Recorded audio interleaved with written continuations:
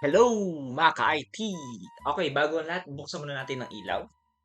Sa mga ka-IT, salamat sa mga nag-subscribe. Sa mga hindi pa nag-subscribe, mag-subscribe na kayo. Magkape muna tayo. So ngayon, ang pag-uusapan natin mga ka-IT, ito para sa mga IT student. Okay? What is the difference between switch and a router? Okay, e-explain ko sa inyo sa pinakamadaling paraan. So, kung ready na kayo, panoorin nyo to. Sa mga ka-IT, ganito yan. Um, sa networking kasi or sa computer networking, para makapag-communicate ka sa device, kailangan mo ng connection. Tama. Kailangan mo ng way, it's either wired or wireless. So kung makikita nyo sa picture na to mga ka-IT, kung si PC0 gusto niyang kumonect or gusto niyang mag-transfer ng video kay PC1, okay? Kokonekta tayo sa kanya ng cable. Goods tayo. Okay tayo dyan. So, ganyan yung way of communication ng PC0 at saka ni PC1. Okay? What if mga ka-IT, may sumama ulit sa eksena, si PC2 naman, what if gusto ni PC0 mag-send siya ng video kay PC2 naman? Okay? So, ang mangyayari niyan mga ka-IT, kailangan nating i-transfer yung cable para i-transfer ni PC0 yung video kay PC2. Okay tayo. Ngayon ang tanong, what if si PC0 gusto niya mag-send ng video kay PC1 at kay PC2 ng sabay? So, paano yun? Hindi tayo pwedeng kumonekta ng isa pang cable kasi iisa lang yung network adapter natin. Wala na tayong mapagkokonektahan. Okay? So, dito pumapasok yung switch. Isipin nyo mga ka-IT, ang switch, ano lang yan? Extension lang yan. Okay? So, ganito ang mangyayari. So, ito ang switch. Okay? So, mga ka-IT, ang ginagawa ni switch, extension lang siya. Okay? Yun yung isipin niyo sa mga IT beginner. So, kung imbis na ganito yung setup natin, iko-connecta natin si PC, yung tatlong PC natin. Okay? Delete muna natin to. Okay? Connect natin siya. Kahit ito rin tatandaan nyo. Okay?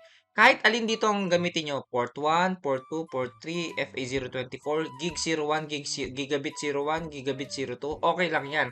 Ang pinagkaiba lang naman ng fast internet at saka gigabit, yung speed nung kable or nung interface. Okay? Pero huwag nyo muna isipin yun. Kahit saan dyan, pwede natin connectahin. So, FA04, okay? Ngayon, kay FA, sabihin natin 17. Okay, kay PC2 naman, sabihin natin kay Gig 01. Yan.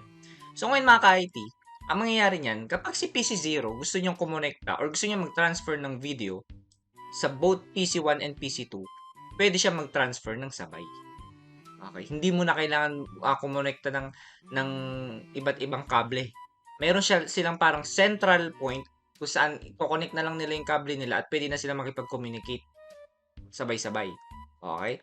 So, what if, pansinin nyo, may dumagdag ulit ng isa, laptop naman. Ganun din.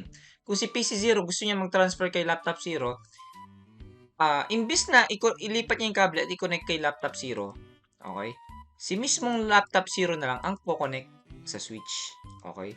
At ang maganda ba dito, si laptop 0, kung gusto niya kumonect kay PC0, dadaan na lang siya sa switch. Tapos si switch, ibibigay na lang niya kay PC0. Ganun din, kung si laptop 0 gusto niya kumonect kay PC1, dadaan na lang siya sa switch. Tapos si switch, ibibigay na lang niya kay PC1.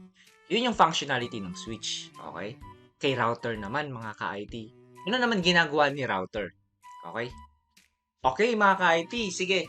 So, okay na tayo sa switch. Paano naman si router? Ano naman ginagawa ng router, mga ka-IT? Okay? So, sa mga IT beginner, pakinggan niyo ako. So, tingnan niyo dito sa picture. Meron tayong green area at saka Davao, at saka, ano ba to? Purple area ba to? Sorry. May Laguna area at Davao area. Okay, isipin natin. May Laguna office at saka Davao office.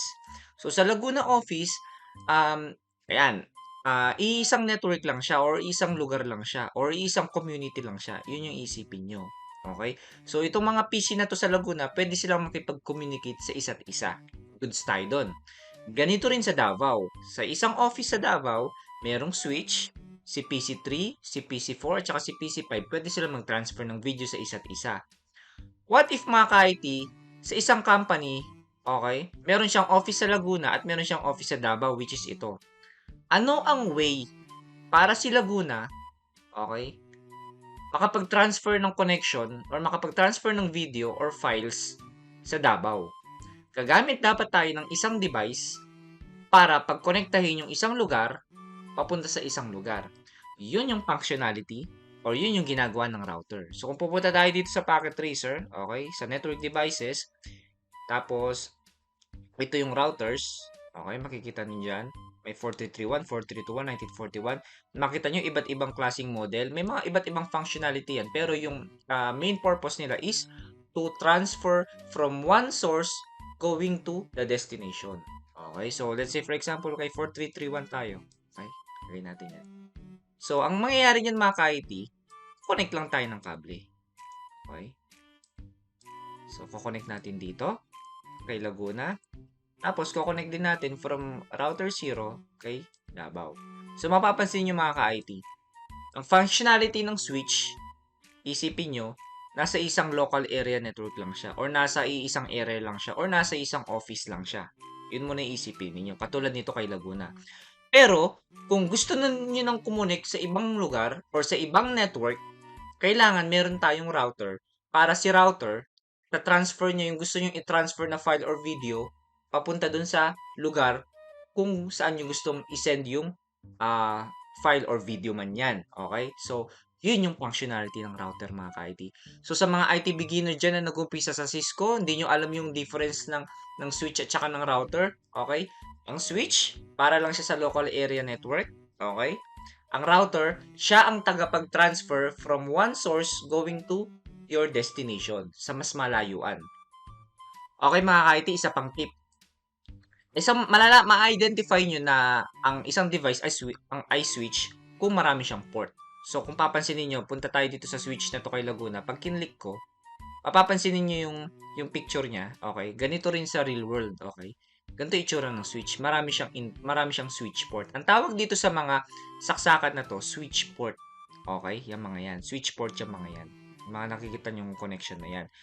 Port 1, port 2, port 3, port 4, port 5, port 6, port 7, port 8, hanggang port 24 to. Okay? Tapos itong nakikita nyo itong dalawa, ito yung gigabit 01, tsaka ito po yung gigabit 02. So kung i-hover ko, itututok ko yung mouse ko dito sa Laguna. Ayan sila. Okay? Ha? Nawawala siya. Wait lang. Yan muna. Delete ko muna to. Yan. Ito siya. Yan. Ito nga. Yan. Ito mawala. Ayan. Makikita nyo yung mga switch port niya. Kay router naman mga ka-IT, kinlik mo, pansinin nyo, okay, mas konti yung ports niya. Okay? Ito naman, kung mapapansin nyo, meron siyang gig 000, gig 001, gig 002. Ang tawag naman dito, interfaces. Kung dun sa switch, ang tawag natin sa kanila mga switch port. Dito naman sa router, interfaces. Okay? Pero may palaging exception. Pero yun muna yung tandaan nyo. Pag switch, switch port. Pag router, interface. Okay? So mga ka-IT, hopefully, please, sana may naintindihan kayo. Kung nahirapan kayo sa pinagkaiba ng switch at saka ng router, sana dito sa video na to, nag-gets nyo na kung para saan ang switch, para saan yung router. Abangan nyo pa yung mga upcoming videos ko, yung mga kaklase nyo dyan ng mga IT student. Please, pa-share nyo na itong video na to mga ka-IT para mas maraming kayong tutunan. Okay?